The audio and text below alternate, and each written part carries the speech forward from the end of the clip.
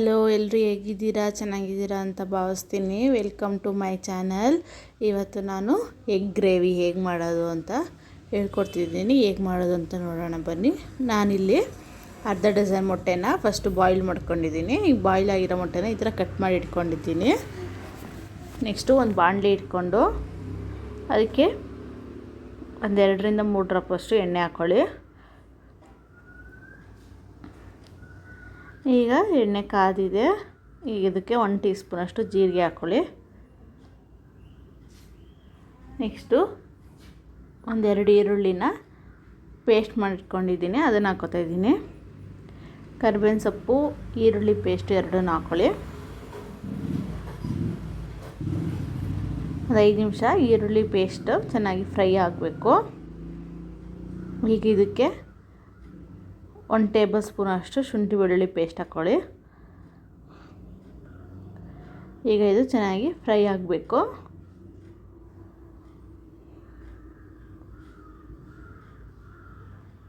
ತುಂಬ ಈಸಿಯಾಗೂ ಮಾಡ್ಕೋಬೋದು, ತುಂಬ ರುಚಿ ಇರುತ್ತೆ. ಈಗ ಇದಕ್ಕೆ 2 ಟೊಮೊಟೊನ ಪ್ಯೂರಿ ಮಾಡಿ ಇಟ್ಕೊಂಡಿದ್ದೀನಿ, ಅದು ಪ್ಯೂರಿನ ಆ್ಯಡ್ ಮಾಡ್ತಿದ್ದೀನಿ.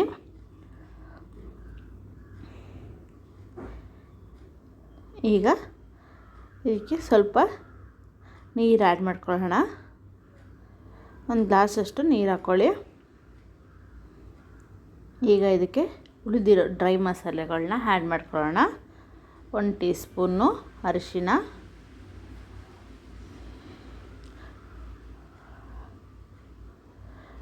ರುಚಿಗೆ ತಕ್ಕಷ್ಟು ಉಪ್ಪು, ಒಂದು 5 ನಿಮಿಷ ಮಿಕ್ಸ್ ಮಾಡಿ. ಉಪ್ಪು ಮತ್ತು ಅರಿಶಿನ ಚೆನ್ನಾಗಿ ಮಿಕ್ಸ್ ಆಗಬೇಕು. ಈಗ ಇದಕ್ಕೆ 1ರಿಂದ 1.5 ಚಮಚದಷ್ಟು ಖಾರದ ಪುಡಿ ನಿಮ್ಮ ಖಾರಕ್ಕೆ ಅನುಗುಣವಾಗಿ ಹಾಕ್ಕೊಳ್ಳಿ. 1 ಟೇಬಲ್ ಸ್ಪೂನು ಧನಿಯಾ,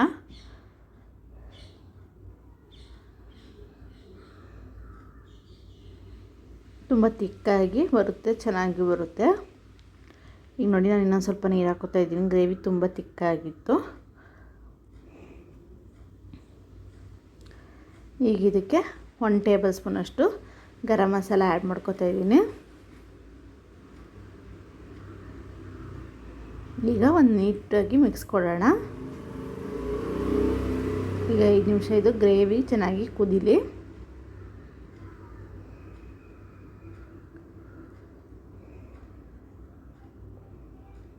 ನೋಡಿ, ಚೆನ್ನಾಗಿ ಕುದೀತಾ ಇದೆ. ಈಗ ಮೊಟ್ಟೆನ ಆ್ಯಡ್ ಮಾಡ್ಕೊಳ್ಳಿ.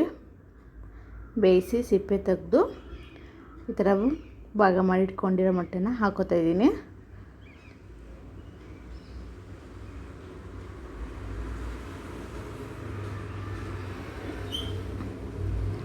ಎಲ್ಲ ಮೊಟ್ಟೆನೂ ಅದರೊಳಗಡೆ ಹಾಕೋತಿದ್ದೀನಿ.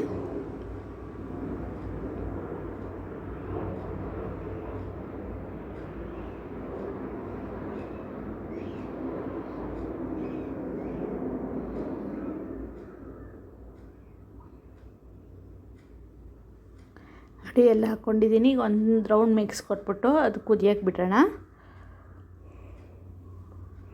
ನೋಡಿ, ಕುದೀತಾ ಇದೆ. ಈಗ ಸ್ವಲ್ಪ ಕೊತ್ತಂಬರಿ ಹಾಕ್ಕೊಳ್ಳೋಣ. ನೋಡಿ ಯಾವ ಥರ ತಿಕ್ಕಾಗಿ ಬಂದಿದೆ ಅಂತ ಗೊತ್ತಾಗ್ತಿದೆ. ನೋಡಿ, ಈಗ ಪ್ಲೇಟಿಗೆ ಸರ್ವ್ ಮಾಡ್ಕೊಂಡಿದ್ದೀನಿ. ತುಂಬ ಚೆನ್ನಾಗಿರುತ್ತೆ ಟೇಸ್ಟು.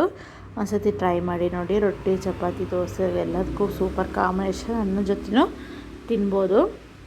ಇದು 5 ನಿಮಿಷ ಬಿಟ್ಟರೆ ಫುಲ್ ಗ್ರೇವಿ ಇನ್ನೂ ಗಟ್ಟಿಯಾಗಿ ಬರುತ್ತೆ. ನಾನು ರೊಟ್ಟಿ ಜೊತೆ ಸರ್ವ್ ಮಾಡ್ಕೊಂಡಿದ್ದೀನಿ, ನಿಮಗೆ ತೋರಿಸ್ತಿದ್ದೀನಿ ನೋಡಿ. ಪ್ಲೀಸ್ ನನ್ನ ಚಾನಲ್ನ ಲೈಕ್ ಮಾಡಿ, ಶೇರ್ ಮಾಡಿ, ಸಬ್ಸ್ಕ್ರೈಬ್ ಮಾಡಿ, ಹಾಗೂ ಬೆಲ್ ಐಕಾನ್ನ ಕ್ಲಿಕ್ ಮಾಡಿ. ಎಷ್ಟು ತಿಕ್ಕಾಗಿ ಬಂದಿದೆ ಅಂತ ನೀವೇ ನೋಡ್ತಾ ಇದ್ದೀರಾ. ತುಂಬ ಚೆನ್ನಾಗಿದೆ ಟೇಸ್ಟು. ಒಂದ್ಸತಿ ಟ್ರೈ ಮಾಡಿ ನೋಡಿ.